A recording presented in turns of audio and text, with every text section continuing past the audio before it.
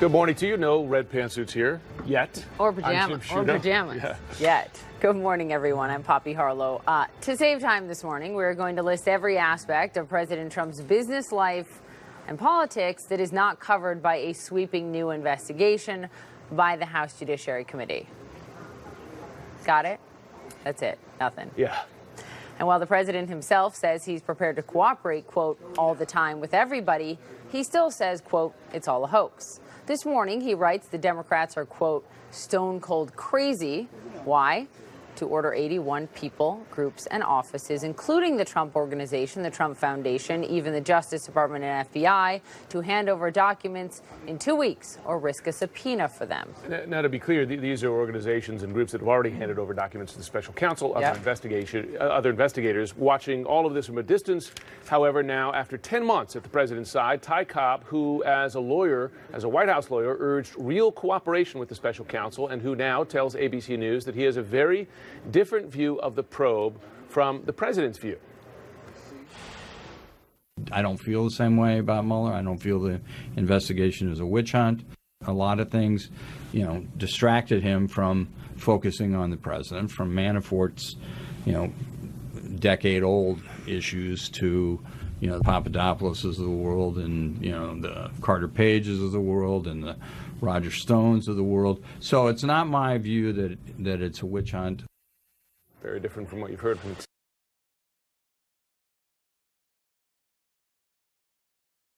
cast by the Democrats here. But to be clear, these are all folks who've already been subpoenaed, given up documents, testimony, etc., to, for instance, the special counsel's investigation, right? That's right. Some of them certainly have, Jim, and that's notable here. There are an incredible amount, though, of bold-faced names in this list of 81 people and entities, people who we have been talking about for years. That's in Donald Trump's inner circle, starting with President Trump's own family members. You have people like both of his sons, Eric Trump and both the Trump sons, and you also have his son-in-law, Jared Kushner. Then you have people that are in the campaign world and the White House world. You see there Hope Hicks, Sean Spicer, Steve Bannon. Then you have people who we might not absolutely recognize, but people who have been in Trump's life for so long. Rona Graff, she is his longtime executive assistant. Alan Weisselberg, he's the CFO of the Trump Organization. His name came up so many times and was singled out by Michael Cohen up here on Capitol Hill last week. Notably, someone who's not on this list is Ivanka Trump. That has been raised up here on Capitol Hill, and certainly many Democrats not ruling out that they potentially could do a second tranche, essentially, of document requests from additional people. So that's certainly in the mix as well. Now, these recipients, these people and entities will have about 2 weeks to respond back to the committee. We have certainly heard the White House response to all of this. Sarah Sanders being clear, she called it a fishing expedition. She said Democrats are not after the truth, they are after the president. And certainly we have heard from President Trump tweeting out this morning specifically about the 81 letters sent. He calls to innocent people. He said they won't get anything done for our country. Back to you guys. And Sunlen, before you go, talk to us about the general topics that are under scrutiny, because the list is broad. It certainly is, Poppy. This is a broad scope of this investigation hitting President Trump nearly in every aspect of his life. We're talking about his businesses, his campaign, his inaugural committee. Here are just a few of the topics that we're talking about. Potential Russian collusion, the firing of former FBI James Comey, Stormy Daniels payment, and those hush money payments, of course, that we heard so much about during the Michael Cohen testimony. And the chairman of the committee, Jerry Nadler, has been very clear that he's really honing in here on three things: obstruction of justice, abuse of power, and corruption. Back to you guys. Sunlen Safadi on the Hill, thanks very much. When asked whether he will cooperate with the investigation, the Hill investigation, the president says that he cooperates with everyone. Right, that's a quote. But the reaction from the White House and the press secretary, specifically Sarah Sanders, more pointed. She called the House Judiciary investigation a, quote, disgraceful, abusive fishing expedition into tired and false allegations. But what one former White House employee, former White House Attorney Ty Cobb, had a different warning. Let's bring in Joe Johns at the White House with more. Good morning.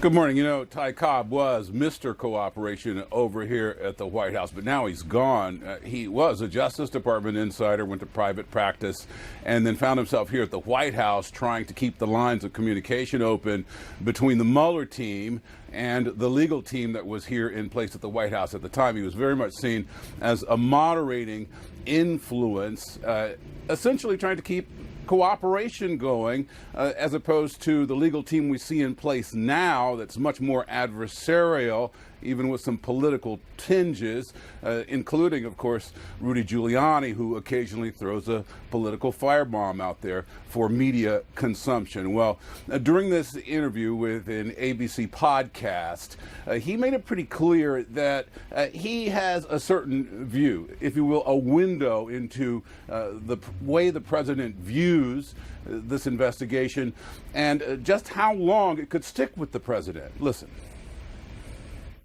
He's found this very frustrating. It's particularly frustrated him in foreign affairs. He doesn't like the timing. He, wants this over, but it's never going to be over. I mean, this will go through 2020, and if the president is reelected, it'll go beyond that.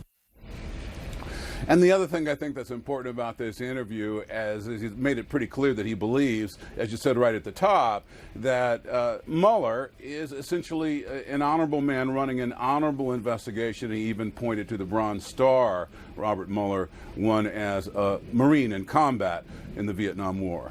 Jim Poppy, back to you.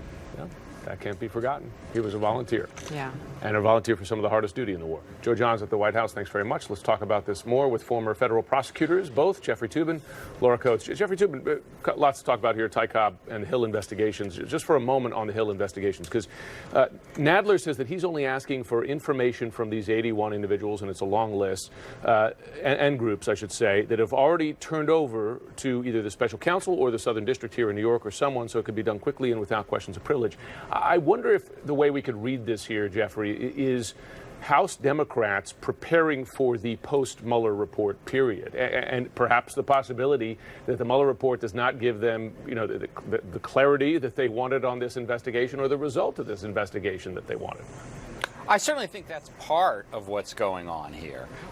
Given what Attorney General Barr has said about perhaps not releasing the full Mueller report, not knowing what is going to be in the report in the first place, the congressional Democrats are trying to replicate a lot of the issues that Mueller has been investigating, that we know, people he's brought in the grand jury, cases he's brought, but also I think they're trying to do their own independent investigation. This is, as we have said many times over the past day, a very wide net, but we'll see how Nadler and the Democrats narrow it down, what they want to hold hearings on. It's one thing to ask for 81 people for documents. It's another thing to ask 81 people to testify. They're not going to do that. They're going to have to refine their public presentation to something that they think the public will be interested in, and we'll see how they do that and whether it's effective. Although, Laura, what was interesting to me is when Aaron Burnett last night pressed Nadler on this, he made very clear that this list is just a beginning, that more people, including Ivanka Trump, could be added to it. So I think Jeffrey's spot on that you're not going to bring 81 people to testify, but this list could grow. And I'm interested in your read, Laura, on what names or groups jump out at you the most. Well, of course, names that we have already looked at, people who have already been prosecuted, Michael Flynn Jr., Michael Cohen. Of course, Julian Assange is an interesting choice. Jared Kushner, Jeff Sessions is one person on this list as well. All these different groups of people have hit or touched the president's life, administration, his organization, or the campaign, or even the inaugural committee at different points in time. And it's important to think about the overall context here. This may seem like an overwhelming list. There's so many people involved and more yet to come. But remember, for the last 2 years, there were over 100 letters at least that were sent out hoping to try to get information from the Democratic side that was frustrated by the Republican control of the House. And so much of this has been building up over time, not because it's a kitchen sink argument, but because over the past 2 years, there's been so many different investigations that have been frustrated. And a lot of this is going to be about asking the question why and information gathering. And finally, mean, the idea of them doing it separately than Robert Mueller makes a whole lot of sense. The only reason they waited in the first place is because many people who were going to testify in front of the House said, I'm sorry, but the person who could put me in jail is more important. I may have an issue in terms of the Fifth Amendment. I want to have that all come to a conclusion before I talk to you. Now we're at a time that makes sense. All right, Ty Cobb, Jeffrey Toobin, the president's longtime lawyer here, directly, publicly contradicting the president's continuing message. He was tweeting again this morning that the only collusion with Russia was done by crooked Hillary and the Democrats. So here's his lawyer saying, no, this is not a witch hunt. And he goes further about Bob Mueller personally. Have a listen, and I want your reaction. I think Bob Mueller's an American hero. I think Bob Mueller's a guy that, even though he came from an arguably privileged background, has a backbone of steel. He walked into a firefight in Vietnam to pull out one of his injured colleagues and was appropriately honored for that. I've known him for 30 years as a prosecutor and a friend, and I think the world of Bob Mueller. Of course, Jeffrey, the president doesn't say that. I mean, does it matter that you have folks like this coming out publicly after they served in the White House to contradict the president's message? Well, even when Ty Cobb and his epic mustache were in the White House, he was talking that way. I mean, he was not a confrontational person with regard to Mueller. The entire mindset of the White House has changed since he left. Remember, he was replaced by Emmett Flood, who comes from Williams & Connolly, which is the ultimate scorched earth law firm. Rudy Giuliani has taken over the public face of Trump's personal defense, who says exactly the kind of things about Mueller that the president does. It's just a complete sea change. So. But not from the president's position. I mean, the president's been the same throughout, regardless of his actually, one of the things that Ty Cobb says in that interview is that, I kept the president under control about Trump for many months. Right. He did not talk that way about Mueller until later. So, Laura, just to that point, to put a button on it, do you think that the president's change in tactic, Ty Cobb being on, et cetera, all of what Jeffrey just laid out, actually might benefit the president because it appears more and more, at least for right now, his peril is more political than it is legal?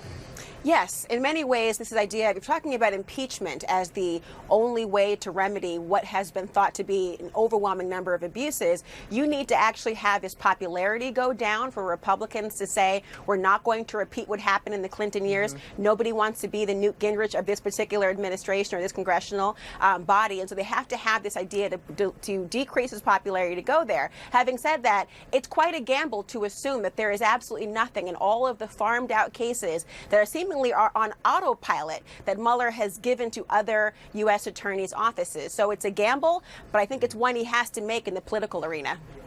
Laura Coates, Jeffrey Toobin, two smart minds for us this morning. Thank you both. Still to come, are Democrats laying the groundwork for impeachment? I will talk to a member of the House committee going after the president. He sits on the Judiciary Committee.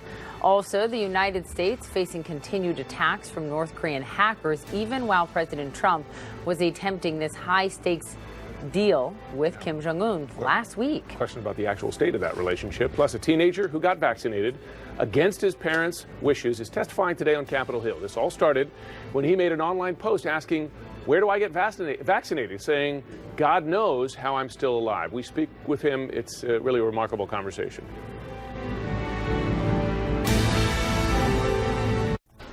All right, the heat is on. House Democrats are now launching investigations into pretty much every aspect of the president's business and political life. The Judiciary Committee alone requesting documents from Trump business contacts, employees, campaign workers, and some family members who all fit all of those descriptions. Joining me now to talk about this new investigation, member of the House Oversight and the Judiciary Committees, Congressman Jamie Raskin, Democrat of Maryland. Good morning to you, sir. We appreciate your time.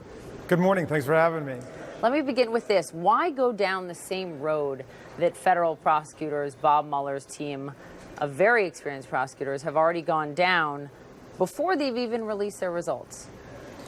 Well, the first reason is that Mueller's team is looking very specifically for federal criminal offenses, and specifically those that may have been committed by anybody except the President of the United States. As you know, the Department of Justice takes the position that the President himself cannot be indicted. And so that's true, Congressman, but that does not mean that the Mueller report will not outline things that they believe the President has done. Yeah. Well, the basic issue here is that we've got an independent constitutional oversight responsibility. That's what we're charged with doing as the Congress of the United States, the representatives of the people. So we've got a responsibility to oversee the executive branch to make sure that public integrity has been respected. And what we've instead seen is a series of scandals emerging from the executive branch and very serious allegations of public corruption, obstruction of justice, abuse of power, violation of the Emoluments Clause. And so that's a mandate that goes much broader than just violation of particular criminal statutes. So let me read you some of the pushback that is not just from the president, who just 52 seconds ago tweeted in all caps presidential harassment.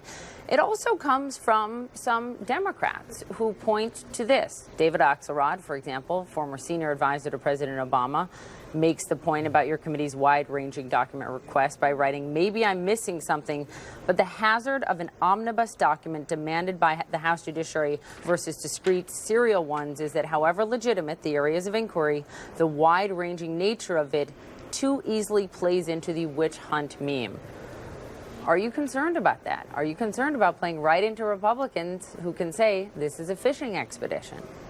Well, look, for 2 years, the GOP has controlled the House and done no oversight at all. So we're catching up for lost time. Most of these are requests that we made over the last 2. That's not totally accurate, Congressman. And my question is, well, are you concerned about? Are you concerned which investigations do you have in mind? I would like for you to answer Congressman, the question I have is whether you're concerned at all that this can be viewed as a fishing expedition. That's all.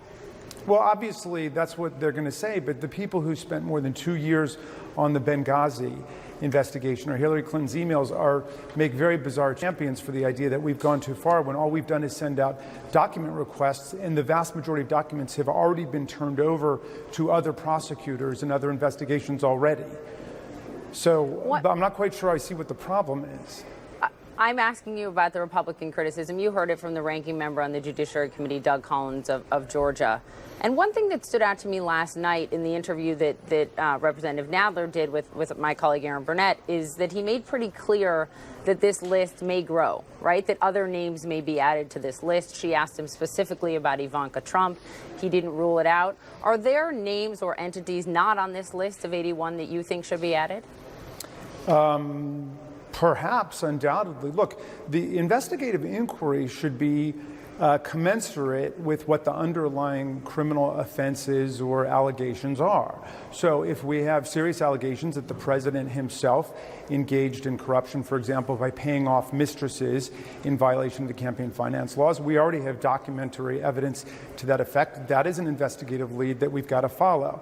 If there's evidence that the president's lawyers cooperated with Michael Cohen or encouraged Michael Cohen to misrepresent the facts in his testimony before Congress, that's an investigative lead that we've got to follow, and so on. And to that point, we heard what Michael Cohen said under oath about Jay Sekulow.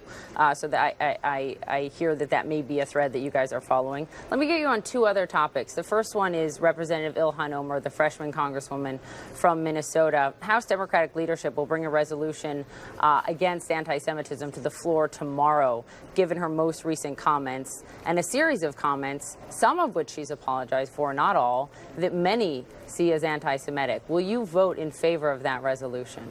Well, I haven't seen the exact terms of the resolution yet. I voted for the last one, and I fully expect to support any resolution that denounces and deplores racism in the form of racism that attacks the Jewish people, which is anti-Semitism. And look, we're in a situation where anti-Semitism, racism, authoritarianism, fascism are on the march all over the world. We've got to be very clear to stand against it and to stand against the specific charges of imputing double loyalty to Jews. But we also have to say say that Representative Omar herself has been the target of a real slander recently in West Virginia, where they associated her with the 9/11 attacks and with terrorism, and that obviously needs to be denounced and repudiated just as well. We will see how that vote goes tomorrow. We appreciate your time this morning. Thanks, Congressman Raskin. Thanks for having me. You got it. Key questions here. It's a big challenge for Democrats. Do they take this too far? While President Trump was meeting with Kim Jong-un in Hanoi last week, North Korean hackers, according to a new report, were attacking the U.S. in cyberspace. We're also just moments away from the opening bell on Wall Street. Right now, futures are flat. That does not mean investors are not on the edge. All eyes on any developments in the U.S. China trade negotiations. We will be watching.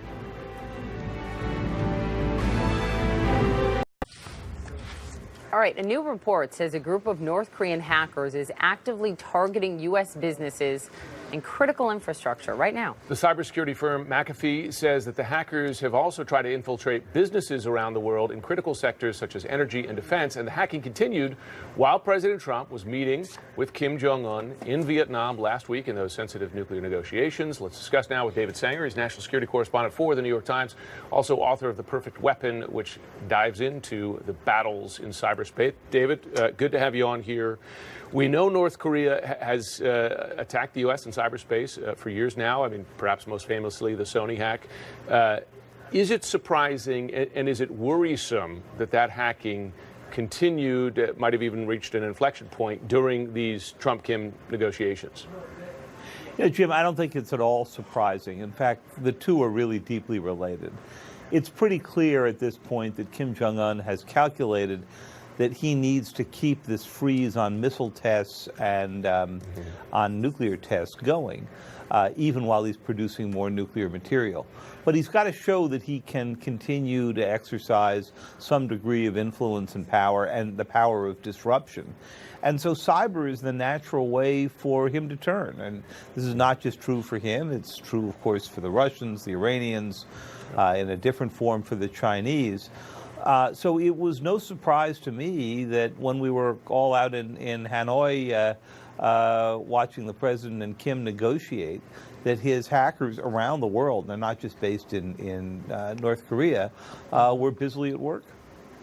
David, you and Jim and the whole team in Hanoi did a great job over there. I understand you had some good meals as well. I'm glad to hear that. Just a few, Poppy. I know. I was jealous. I'm glad you're back here stateside. But on a very serious note, talk to us about the broad implications that both sides left those, that second summit with no nuclear freeze. Because if you look at the Iran negotiations, the Iranians, at least there was a freeze in terms of development while the negotiations were ongoing. We don't have this now. And now on top of it, we learn that North Korean hackers are continuing this malicious activity against the interests of the United States. That's absolutely right. So during the Iran negotiations for an agreement that the president famously doesn't think much of, the United States worked out an arrangement with Iran under which it was not producing more nuclear material while the negotiations were underway. And that's important because if you don't have that, then the North Koreans will be using their continued production as leverage as the talks grind out. And in this case, it's even more important than it was in the case of Iran. North Korea has 30-plus nuclear weapons. We think that in the year or so, or actually the 8 months since Singapore has happened, they probably produced enough material for 6 or 7 more. And we don't have any schedule for where this may be going, if it's going anyplace. So we're in the odd situation here that while the president and Kim are in this stalemate, the problem actually gets worse. Yeah. And this may be exactly what the North Koreans have in mind if they want a Pakistani-size arsenal. Yeah, well, and they've done it for years, right? I mean, that's been the concern has been that they drag out the negotiations and continue the activities while those negotiations are going on. I mean, the other point here was the president following. I mean, he says he didn't make this concession while he was there, but in the same time frame, again ended large-scale military exercises between the U.S. and South Korea on the peninsula, which is a cornerstone of that defense relationship, important as well for U.S. countering China's military power in the region. How can that not be seen as a concession to North Korea while North Korea made no equivalent concession from its side? It would be seen as a concession. And look, if you skip one or two military exercises, as the president said he was doing after the Singapore process, I don't think it has that long-lasting an effect. But then as troops rotate in and out, American troops rotate in and out of the Korean Peninsula, and of course new recruits come into the South Korean military, and they serve for about 2 years. If the suspension of joint exercises goes on, you then suddenly have a force that's either never exercised or barely exercised. And that's the point at which it becomes somewhat dangerous. The oddity here, Jim, was, you'll remember at that press conference that the president gave after the breakdown in the negotiations, he basically was complaining about the cost of these exercises. Mm-hmm. Well, you know, true, they're expensive to do. On the scale of other things that we do and other exercises that we hold in the U.S. military, they're pretty tiny. And the South Koreans obviously pay for a portion of it. So it struck me as a really strange argument, because if you think that something is essential to your defense, whether it's building the wall or doing cyber defenses, you spend the money and you prioritize what it takes to go do that. Yeah, and it's happening as Trump is expanding the military budget and bragging about expanding the military budget. So That's right. It's hard to see how that all fits together. That's a very good point. David, nice to have you. Thanks. Great to be back with you. Grief, destruction, the desperate search for survivors still this morning in the aftermath of Sunday's tornadoes in Alabama. We will have a live report next.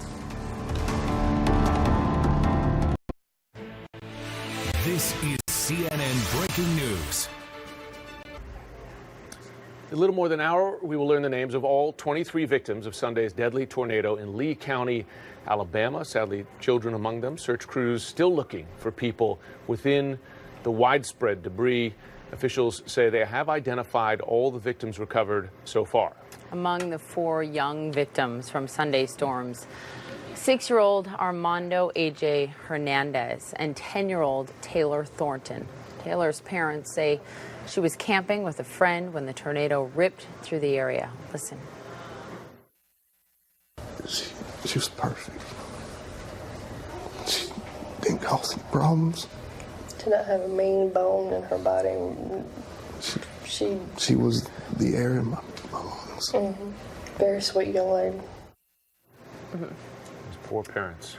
Our Victor Blackwell is live in Salem, Alabama, where the search for victims and survivors is ongoing. Victor. Yeah, Jim and Poppy, it's difficult to hear those two parents barely able to speak above a whisper to talk about Taylor there. As you mentioned, there are several other families, a total of 4 children we know now who were killed during this outbreak of tornadoes here. 2 boys, 2 girls. Will get their names and all of the ages of all of the 23 victims at a news conference at 11 Eastern this morning. We know that there will be the continued searches. They've searched the hardest hit areas like where I am, and we'll see more of this in just a moment, but they're now expanding the search with heavy machinery and heavy equipment to try to find the potentially, according to emergency management, 2 or 3 people still unaccounted for. All 23 bodies have now been handed over to funeral homes. As you said, they have identified everyone. Let me bring you back to this scene where I am in Salem and just show you around a bit. The storm came through here a little before 3 p.m. Eastern time on Sunday, and Chris Sword was in his trailer here. It's spread out over this area now. He said that he heard a rumbling that drew him to the door, and he saw this EF4 coming with winds of 170 miles per hour. You see here the frame of the trailer just tossed against the tree like silly string. I want you to listen to his girlfriend, Jessica Chandler, explain his injuries and what happened. I had just left and went to the grocery store with my kids to get my baby formula. He heard some loud noises. He walked to the screen door and he seen the porch fly up. The front porch is like a patio. He seen that fly up and he said he had just enough time to dive to the couch, which the couch is about a foot away from the screen door, and he just held onto the couch for dear life. He was thrown to the trees, fractured his leg. He's been released from the hospital. The good news is we see that the power trucks are back in town. I've seen about 8 this morning, and they're restoring power here. Again, the very latest coming from officials at 11 Eastern this morning. Jim, Poppy, back to you. It's good to have you there. A real tragedy in motion. Prayers to the folks still missing. Victor, thank you. Also this morning, police in Sacramento have arrested more than 80 protesters. They arrested them last night after these protesters, they were protesting after it was decided not to file criminal charges in the police shooting death of Stephon Clark. 2 police officers were called to reports of car break-ins last year when they encountered Clark. The officers said they thought the 22-year-old had a gun. Turns out it was a cell phone that Clark was holding. Authorities say Clark was shot 7 times, including 3 times in the back.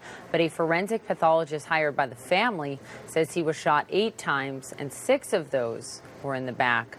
His family is now calling for people to support a new bill in California that would change police use of force policies and require officers to try de-escalating a situation before using lethal force. The teen who defied his parents and got vaccinated is taking his fight to Congress. But before he testifies, he's speaking with us. His remarkable story, an important one, that's next.